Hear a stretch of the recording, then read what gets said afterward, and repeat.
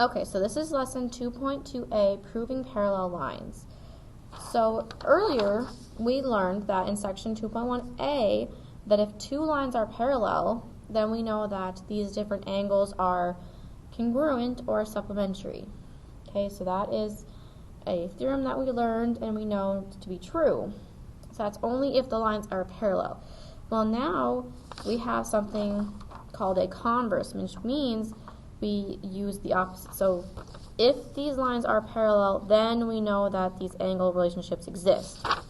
So now we can use the converse, which means that if the angle relationship exists, then we know that the lines must be parallel.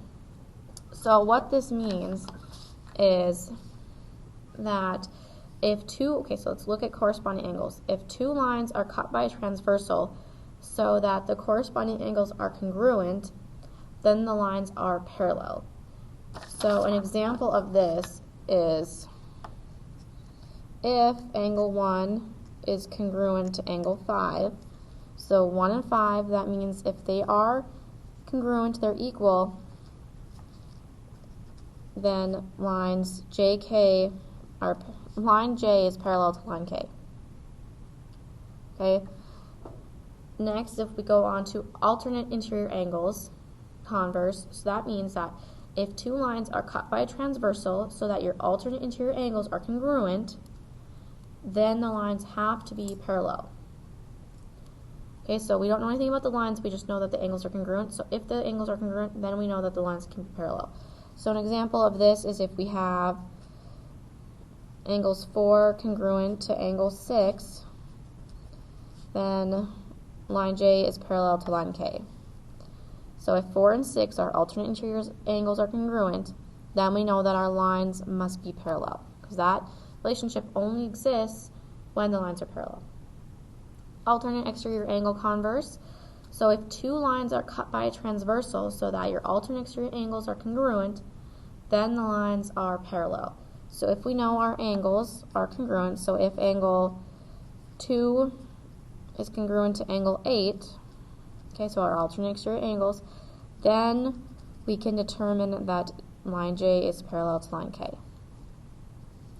And then our last converse that we're learning is the consecutive interior converse. So if two lines are cut by a transversal so that your consecutive interior angles are supplementary, then the lines are parallel. So an example is this. So if angles 4 plus angle 5 is equal to 180, so if your consecutive interior angles are supplementary, then your lines are parallel. So then J is parallel to K. So that's all the converses. So if our angles are congruent or supplementary, then we can determine that our lines are parallel. So moving down to our first example. So we are given all of this information. So this is what we're given. We want to determine if any of the lines are parallel in this picture.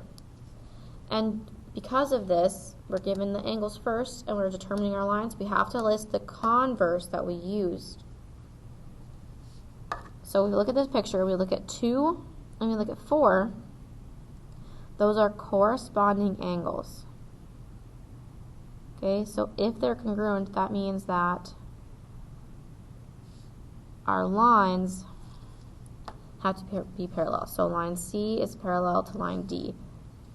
And we're using our corresponding angles converse.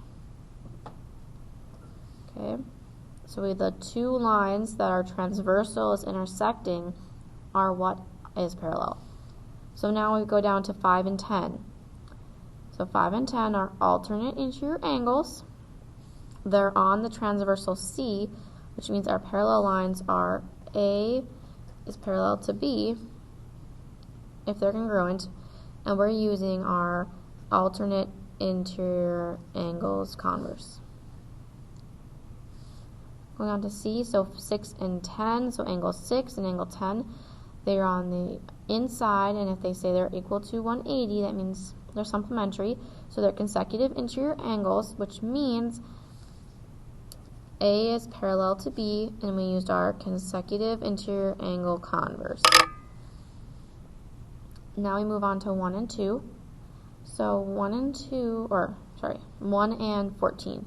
So 1 and 14 are alternate exterior angles. They're both on the outside. They're alternating across our transversal, which means that if they're congruent, A is parallel to B, and we use our alternate exterior angle converse.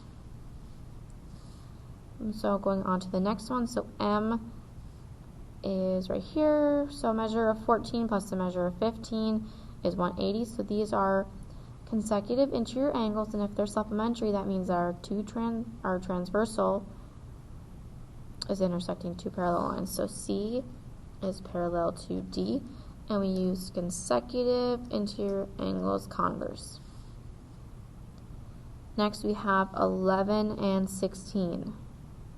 So if those two are congruent, is this a set of any of our angles that we just learned about? No, these are vertical angles, so we can't determine if any of our lines are parallel because they don't go, it just doesn't work. So we don't use any converse and we write NA. Next we move on to 4 and 15. So 4 is up here, 15 is down here. They're alternate exterior angles, and if they're congruent, we know that A has to be parallel to B, and we used our alternate exterior angles converse. So 1 and 12. So 1 and 12 are right here. They are corresponding angles. Our transversal is B, which means the two lines that's intersecting have to be parallel. So C is parallel to D, and we use corresponding angles converse. Now we go down here, so we have 9 and 13.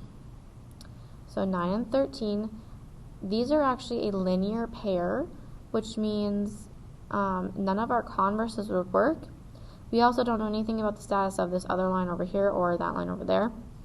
So we can't determine if any of the lines are parallel from this information, so we write NA. And we didn't use a converse, so you can just write none. Next we go to 2 and 7. So 2 and 7 are right here. If they are congruent, we know that this is a pair of alternate interior angles, which means that our transversal is A, C and D have to be parallel, because those are the lines that our transversal is intersecting. And we used our alternate interior angles converse. So now we move on to 6 and 11. So 6 is right here, 11 is right here. Well, if we look, we don't actually have a converse that works with these because they don't share a transversal. So 6 goes through these lines up here, 11 is working with these lines here. They don't share any transversal, which means that if they're congruent, that it doesn't affect us at all, and that there is no parallel lines just from that information given, and no converse was used, so none. So we're going to do number 2 in class, and that was the end of 2.1a.